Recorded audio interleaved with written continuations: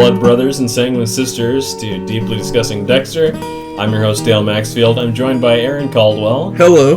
Brooke Merritt. Hello. And Zach Roland. Hi. And today we're discussing Season 5, Episode 4, Beauty and the Beast. The Emma Watson remake of the original Disney... No, never mind. On this episode, it's a short way to Tipperillo. Lumen and Dexter go 3 rounds. Deb can't sleep. Quinn outsmarts the FBI, sorta. And it turns out that Boyd was just the tip of the human pickling operation. What did you guys think of this episode overall? Better than the last 2 episodes we've watched. It's okay. We're building a little bit of a story, I guess. Yeah, it definitely, ups the game in terms of plot. I'm glad some star power is finally brought in terms of Julia Stiles.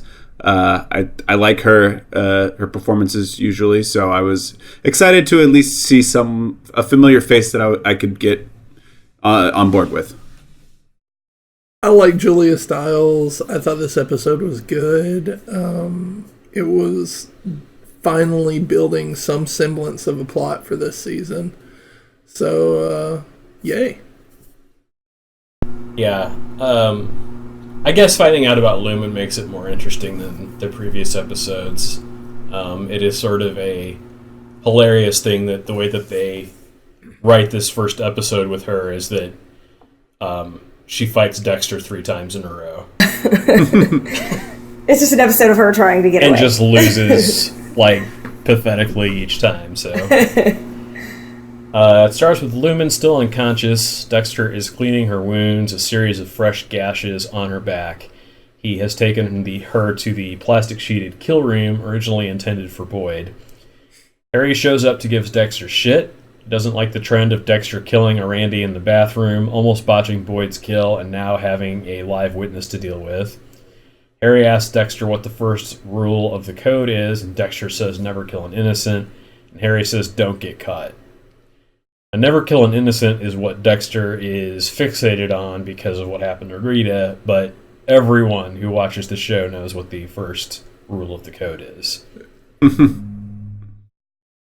Lumen wakes up and freaks out. She starts fighting with Dexter, who struggles to M99 her back out. That's going to build trust. And good night again. Well, just keep shooting her up. She's going to trust you. It's going to be fine. She woke up. Do you want to stay awake? You're going to keep your hands to yourself? Do you want to stay awake? She wakes up in a kill room, which granted, she doesn't know it's a kill room, but then there's pictures of girls in barrels all around. I think he took those down.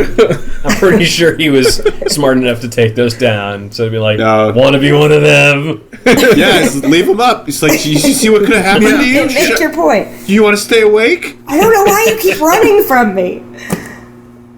This is your fate if you don't stop. I'm here to help. Stop it. Put you in a barrel.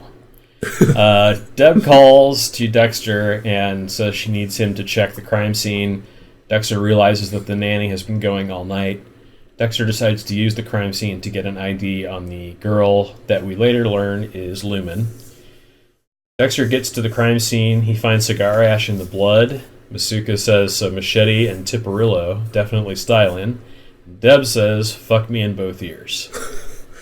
Which is a happy thing. That's her excited, so. Dexter takes the fingerprints and heads home. The nanny quits. She says Harrison needs a reliable parent. Quinn has been tailing the FBI agent. The agent tells him over the phone he can't let Quinn show the photo himself.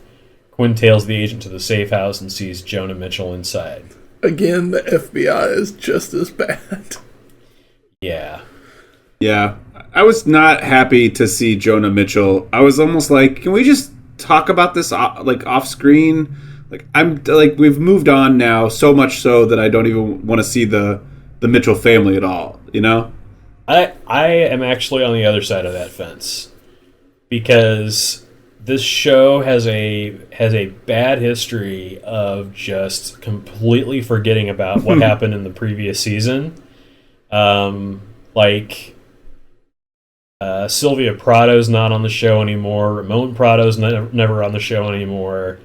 So I like that they actually remembered that the Mitchell family is still alive and they were not successfully able to catch Dexter.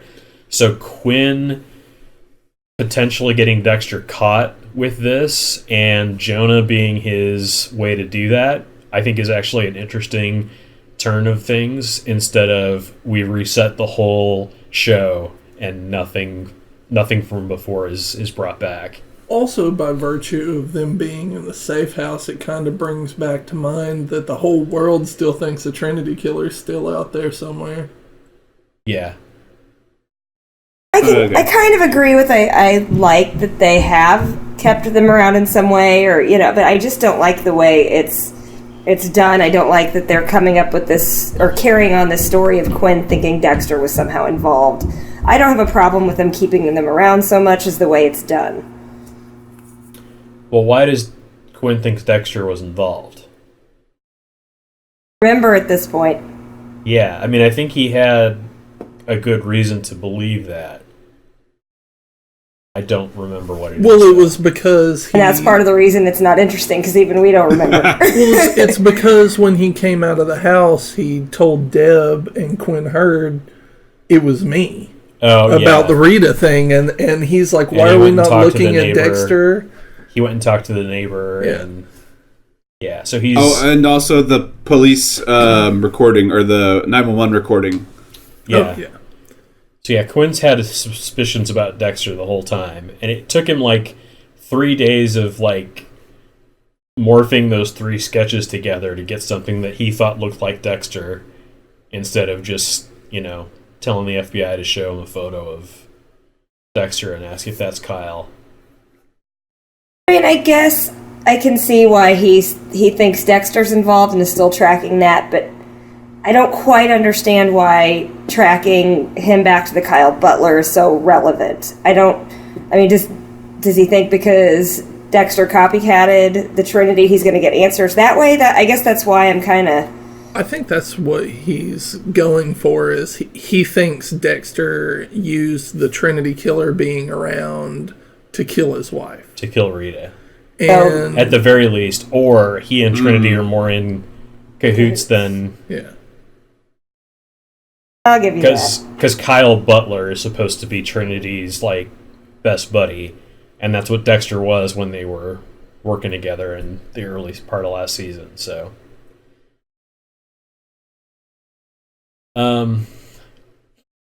Dexter walks in with Harrison, or Deb tells Miami Metro that they found the Tipperillo butt with a fingerprint on it. Dexter walks in with Harrison and distracts everyone. LaGuardia picks him up and says he looks like his mommy. Masuka says he has Dexter's eyes. Angel says he has Masuka's penis size. Deb says Harrison's is longer. How do you know that, Deb? Don't say that stuff, Deb. And Dexter says, who would have thought? Better than donuts. Oof. Oof is all oof. I'm gonna second. Well, I mean, it's not like they were doing police work or anything. They had to do something. Talking about a baby's penis, maybe. Probably better things to do. I don't know. It was a slow day? I don't know. A slow day in Miami Metro? No. Well, it's Miami, and sometimes people get murdered. Or people die, and sometimes... People die in Miami. Sometimes they get murdered. Ari chides Dexter about using Harrison as a cover for raiding Masuka's prescriptions, which he steals some antibiotics. Dexter IDs Lemon from the fingerprints. She's from Minnesota and has no criminal record. Harry mentions there's also no missing portions report. No one is looking for her. LaGuardia tells Angel that he has to go apologize to Lopez, the officer he beat up for talking shit about LaGuardia. Lumen wakes up. Dexter asks if they can start over and offers her aspirin and the antibiotics. She refuses to take the drugs. Dexter asks her name and she says Rachel. He tells her he just wants to see her get better. She asks why he didn't take her to the hospital, and he says it's because she saw him kill Boyd. Throws the drugs on the floor to distract Dexter and runs for the door. Dexter overpowers her and leaves, locking her in. Round two. Angel goes to see Lopez. He apologizes. Lopez says he won't press the charges. And based on how completely fucked up Lopez is, how did he go to the job the day after the bar fight and then collapse? Like, Yeah. this has got to be like a couple days later, and he is just, like, demolished. Yeah, Brooke, can you explain to us how health works? Adrenaline. Well, meanwhile, the other two who were, in the fight, you've got, Batista and Masuka with the typical really excellent makeup job where it's just, we're going to put one stitch up on one side, that's it. And then we're going to put a little blush around his eyeball. And that's the extent of the makeup on them. Then you've got this other guy who was just, like you said, decimated head to toe. So he's like, he's on the trip. They lit him on fire after they got in the fight. Yeah. Like, there was some serious shit that went down. Yeah. Lost it looks like he got into a bar fight, then he got into a car accident, then he got into a train wreck. And that's how he ended up collapsing. See, we only saw part of the fight. Like, when he came out later, Masuka and Angel gave him a blanket party, man. Just beat his ass. A blanket party? They said that Angel kicked him, but they didn't mention is they kicked him onto some train tracks as the train was driving. They kicked him into a fire. A fire on train tracks as the train ran him over. Wow. Well, I mean, that did happen in Chicago, right?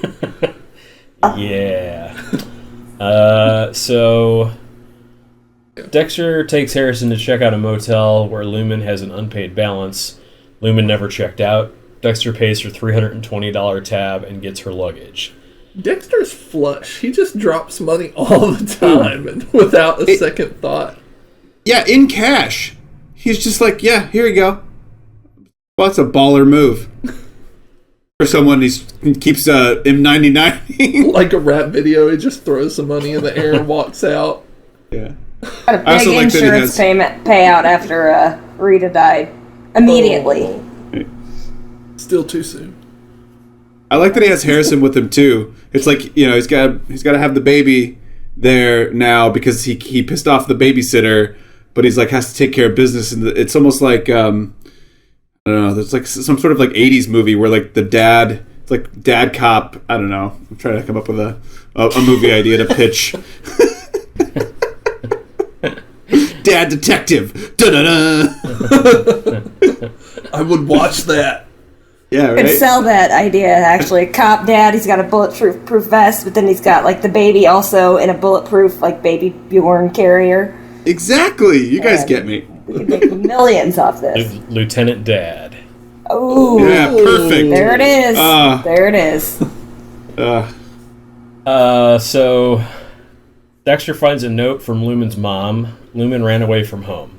He leaves her things at the safe house while she pretends to sleep. Dexter goes to the nanny's house. She reiterates that she doesn't trust him. Dexter loosely explains the truth of where he was, and the nanny agrees to give him one more chance. A leap of faith.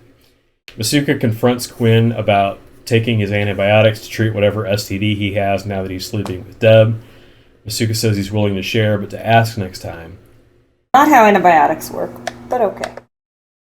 And Quinn denies that he took the drugs and denies that he's sleeping with Deb. Angel tells the internal affairs agent that he apologized. The agent says it's still assault on another officer and that the investigation will continue. The agent tells LaGuerta that according to Lopez's testimony, she gives the best blowjob in Miami. She asks if that's part of the official record. The agent says, should it be? The camera cuts to Angel watching from outside the office. It's implied that the IA agent is asking for favors to make the investigation go away. Which just, like, what? So Deb has an ID on the cigarillo tip. You were making some point about Yuki. And, Oh, IA. Yeah. So I mean, it's on the recording probably, but anyway, IA, the IA is just as messed up as Miami Metro because they're always doing stuff that's like self-motivated as opposed to actually being internal affairs people. Like the Yuki thing was self-motivated against Quinn, and this seems self-motivated against LaGuardia and Laguista. But yeah, it's shitty. It's creepy. It's weird. It's dumb, and it just goes to show you that like these departments have awful people in them, and we have to witness it. End of rant. Like the last thing that someone in internal affairs should do is try to go after a married couple and get the woman to perform sexual favors for him with now two enemies against him. Like they're going to find out. He's going to go down for it. She might go down for it first. Oh, anything for But Batista. eventually, I don't think that's true either. I don't think it's anything for Batista. Like she'd be like, yeah, hard Anything for pass. herself. Hard pass. But if it would benefit her, Throw his she'd ass do in it. jail. Yeah, if it's gonna hurt her upward trajectory, so Now, if she wants she's gonna make with a hit. if she wants the reputation of best blowjob in Miami, then yeah, she's down. She's all for it. Wants to be the best at anything. I hope they give out a plaque for that, or like a key to the city, but like it's like a condom to the city. It's one of those like employee of the month things. Like each month is just her name. Well, it goes back and forth between her and Deb, right? Isn't that how it works? The best blowjob in Miami. Yeah. I think that best blowjob in Miami probably moves between crack whores, and the only plaque that they get is on their teeth. Oh God. Oh man, I think I'm gonna be sick. Tune in next week. And that's just where we should end this episode. It's over. It's not going to can't get come any back better from than that. It's Deb has an idea on the cigarillo tip. The guy lives with his brother, and it does. sounds like they're suspects. Oh good God. Just the tip. Deb and Angel lead a SWAT team to an apartment building. There's dozens of people in the apartment, including children. Deb finds a couple in the back that point to a closet. There's a hole that leads into another apartment. One of the brothers comes out with a knife to a man's throat. He tells her to call clear on the radio. She does. He cuts the guy's throat and throws him at her, causing her to miss both shots she fires as he escapes. Super Cop Deb. Good job, Deb. so good. Literally, the only person at Miami Metro worthwhile is a serial killer. Like, digest that. Based on how close they were to each other when she had the gun on him and he had the knife, like, he should have been like, call safe on your radio. And she should have just been like, bang, bang, bang, bang, bang, bang. Yeah, it didn't make Clear. sense. Yeah. I was like, she could have taken a shot easily or not even said clear. I mean, you're going to trust this psychopath that you've been chasing around that cuts people's heads off? Like, no. Even the way it's shown, like, she's holding the gun on him. He's got the knife.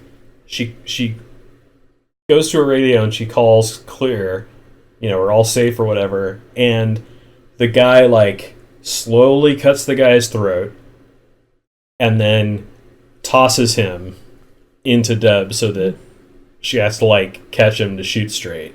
It's like, yeah, don't catch him, just shoot the other guy. Like, any of those times would have been good.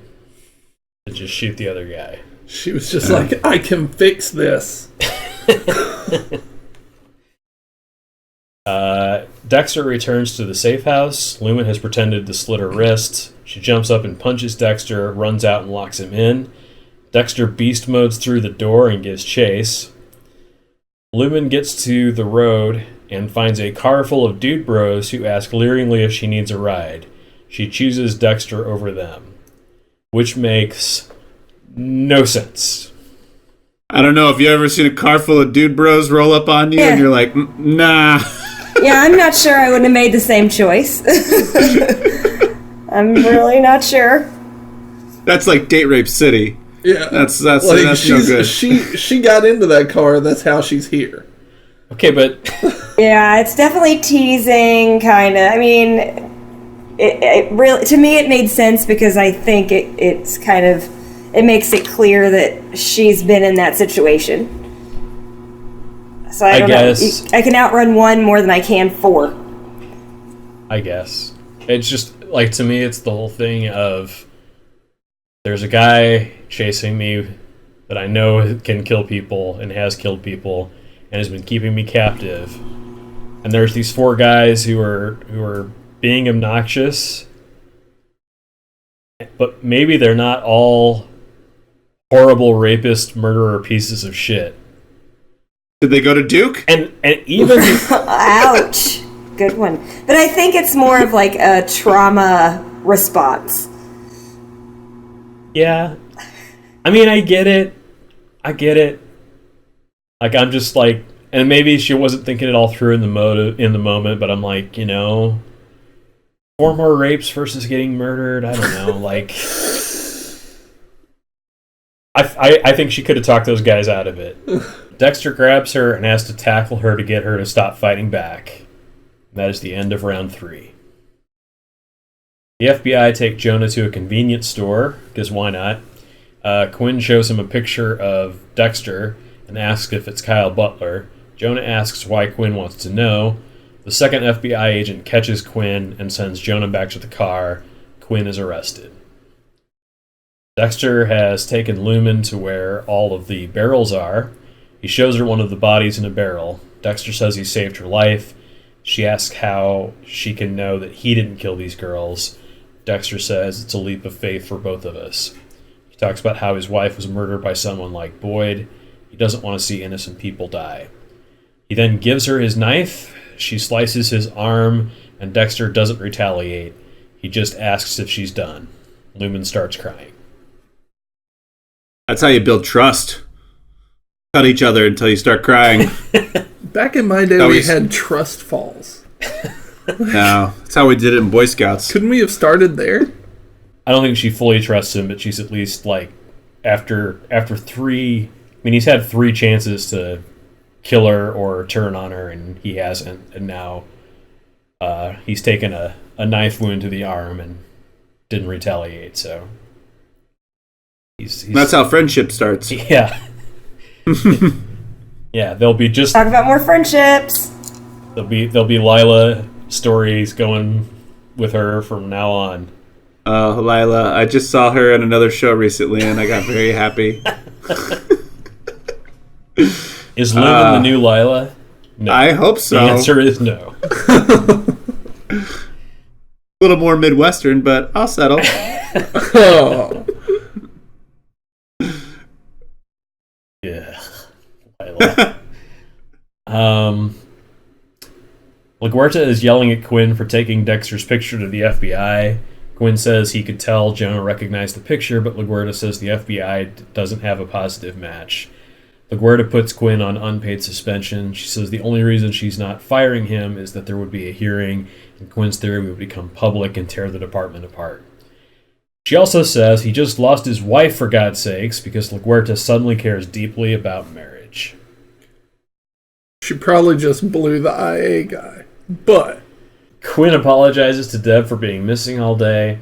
Deb says she doesn't want to be alone. Quinn says he's no good for her. They leave together anyway.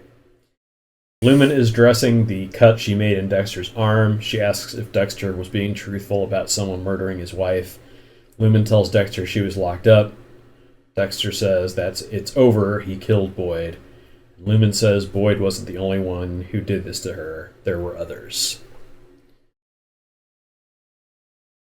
Dun dun dun dun. Yeah. I know they really wanted that to be a big, like, ooh moment at the end. It's just like, okay, sure. Well, fizzled. it means that this isn't the end of the story. Right. Which the casting would tell you already. Yeah. But had they cast it as someone without the name of Julia Stiles, it would have been more of a surprise, I think. This episode was directed by Milan Shaylov and written by Jim Leonard, who both directed and wrote just this one episode. So these guys were both here for one-offs, never to be heard from on Dexter again. I didn't even bother to look up the rest of their history, because for one episode, I just don't care. That's so weird. It is weird. Scott Buck was like, this episode was competent. Fire them. Yeah. I feel like they must have been his cousins or something, but you'd think he would have had him around longer. He probably, lost the episode in a poker game or something. If you win, I'll let you write an episode and direct an episode. If that's how Hollywood works, we are all screwed. I don't think it's even that Scott Buck's Hollywood. I don't think Hollywood even works that well. I think it's it doesn't. much more messed up than that. Yeah, sadly, it is. Best line of the episode. Went with when Dexter was helping Lumen and Harry said, "Why are you doing this?" And Dexter said, "Because she's dying." He said, "You're a serial killer. I think you can handle that." Yeah. Yeah, Harry's been right for a while this episode. Like, nobody's looking for I had a line from the mom's note to Lumen, and it says, "It's not a home without you." I thought that was sweet. Aw. Yeah. I actually didn't write one down for this episode, but I will second Brooks. I like that. Okay. How about the worst line of the episode? It's not unanimous. I'm going to be really disappointed in everybody. The conversation, he's got his daddy's eyes and your penis size. It's much bigger. As cringeworthy as that was, I went with the IA guy. It doesn't have to be a matter of public record. Wink. Yeah, I'm going to go with... I don't know if he was that overt about it. I don't think he said... Actually, what he said was, should it be? Yeah. And then they cut away from him. There was no wink. Because he whipped out his dick. The wink was implied. Yeah. Right. He can whip out his dick on Showtime. They didn't have to cut away from that. But you can't do that in the workplace. Come on now. It's Miami Metro. I thought they were going to cut away to Angel, and Angel was going to see the blinds close. Like, I thought that's what the scene was going to be. They didn't really. Yeah. Yeah, I think I'm going to go with baby penis talk. That's just never okay. Yeah, I don't like talking about baby bottoms or baby penises. any of the baby parts. Yeah. It's just not okay. We've got to draw the line somewhere. All right. Well, how about the Chicky Hines Memorial performance of the episode? Julia Stiles. Yeah, second that. Definitely. Jay Styles. All of her styles. Yeah, she had 10 things to hate about Dexter, that's for sure. That's the only one I think I'm like, what else did she do? I'm like, that's it. That's all I got right now. She had 10 things to hate about her back. Yeah. And the way Dexter busted through the door, the whole... Oh my god. That was my favorite part of the whole episode. It was like, she's been trapped in this room all episode, fighting Dexter and losing. And Dexter's been locking the door, and he just runs straight through it. Like, that was great. He does like the Hulk roar when he goes through it. Right, he didn't even take anything and throw it through it. He just threw his elbow in and just busted right through. Yes. Simple. I guess he's past those chemo treatments at that point. Maybe he needs to find better places to lock people up in the future. Yeah. Well, that's it, guys. Thanks for helping out. Thanks, everybody, for listening to the podcast. We'll see you on the next Deeply Discussing Dexter.